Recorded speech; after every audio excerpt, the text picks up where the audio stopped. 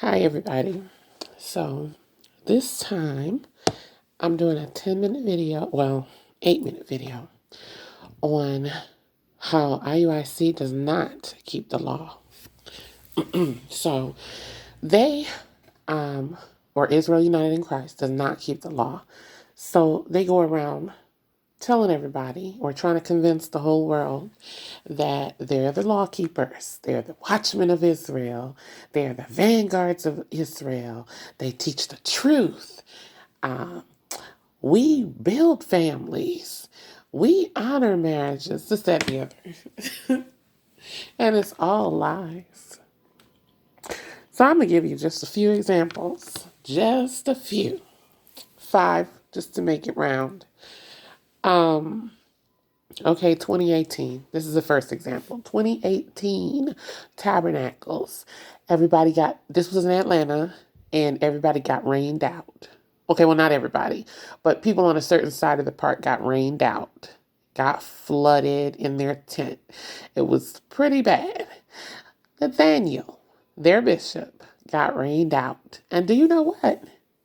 Instead of humbling himself and staying in another brother's tent, so that he could keep the Feast of Tabernacles the proper way.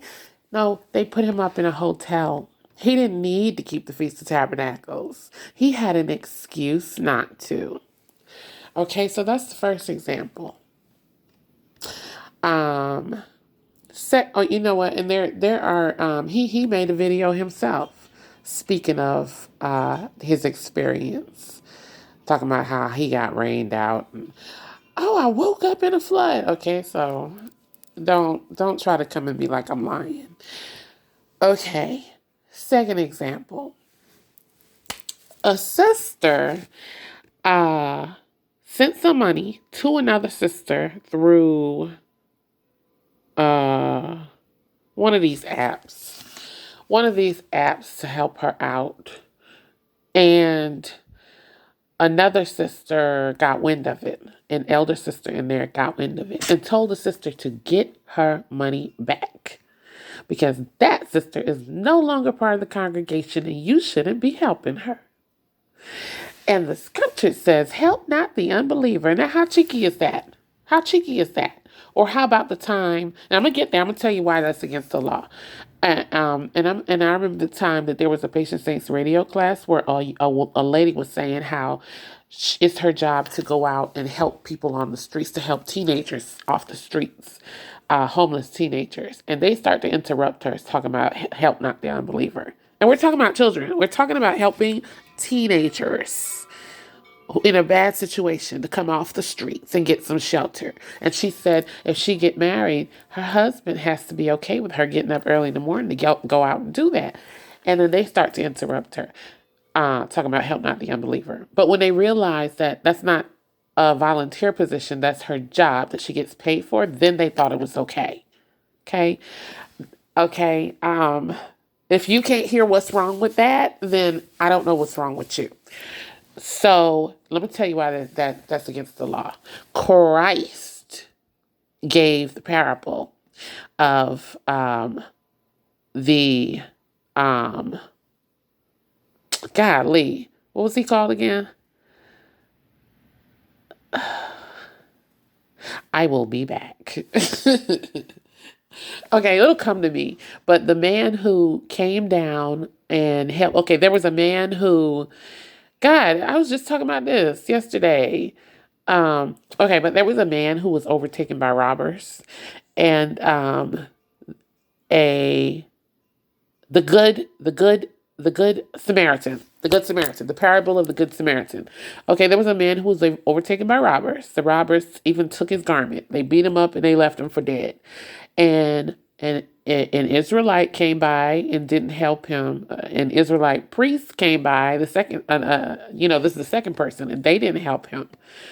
And then came by a man of Samaria. And the man of Samaria helped him and then put him up in a place and told the keeper, help him and give him everything he needs. And when I come back, I will repay you.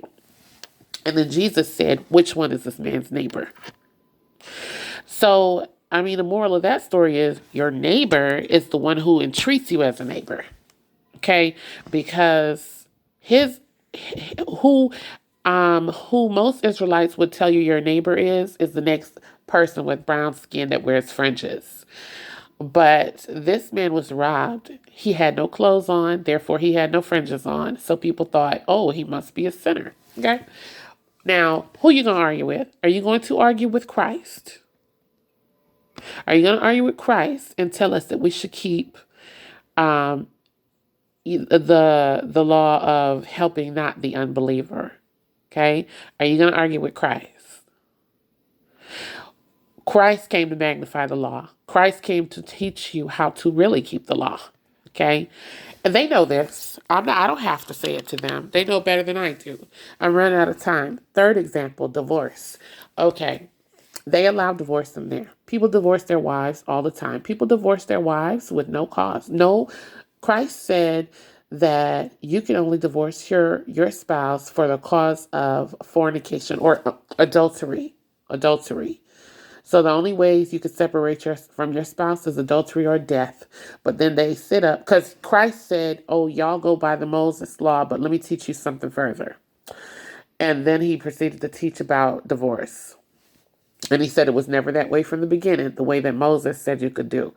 But before they divorce people, they will read that, oh, if she go not the way that you'll have her, give her a writ of divorce. Again, they're arguing with Christ.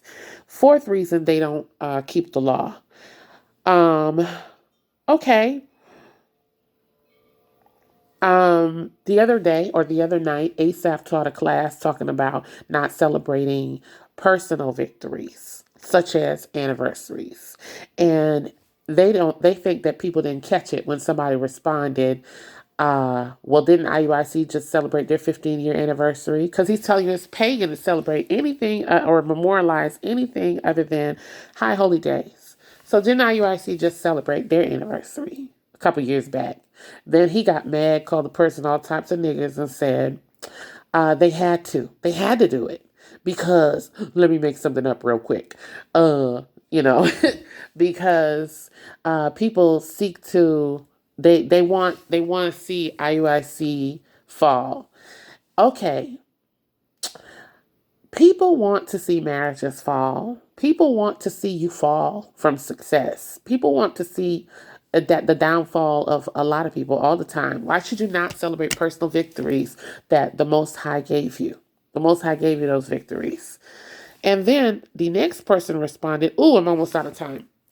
Basically, Asaph lied and made it seem like the next person said they felt uncomfortable at the Passover, when that's not what they said. They said that it's worldly.